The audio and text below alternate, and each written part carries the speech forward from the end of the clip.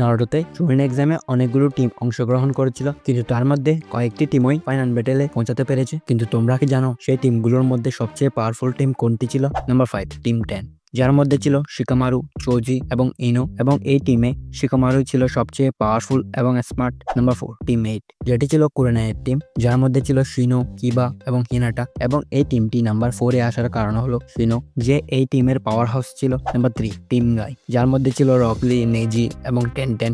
এই টিমে টেনটেনকে বাদ দিয়ে বাকি দুইজন পাওয়ারফুল ছিল, যার মধ্যে নেজির কাছে ছিল বেকুগান এবং জেন্টেলফিশ, আর রকলি 8 ইনার গেট থেকে 5 ইনার গেট পর্যন্ত ওপেন করেছিল। নাম্বার 2, টিম স্যান্ড, যার মধ্যে ছিল গারা, টিমারি এবং কাঙ্কুরো, এবং এই টিমকে নাম্বার 2 পজিশনে আনতে গারা একেলাই যথেষ্ট, যে একজন মনস্টার ছিল চুরিন এক্সামে। নাম্বার 1, টিম 7, যেটির সেন্সে ছিল কাকাশি, এবং এই টিমে ছিল নারুটো, সাসকে এবং সাকুরা, যেখানে সাকুরাকে বাদ দিয়ে বাকি দুইজন অনেক পাওয়ারফুল ছিল, যেখানে নারুটো নেজিকে হারিয়েছিল এবং সাসকে চিদোরিশিকে অনেক পাওয়ারফুল হয়ে যায়।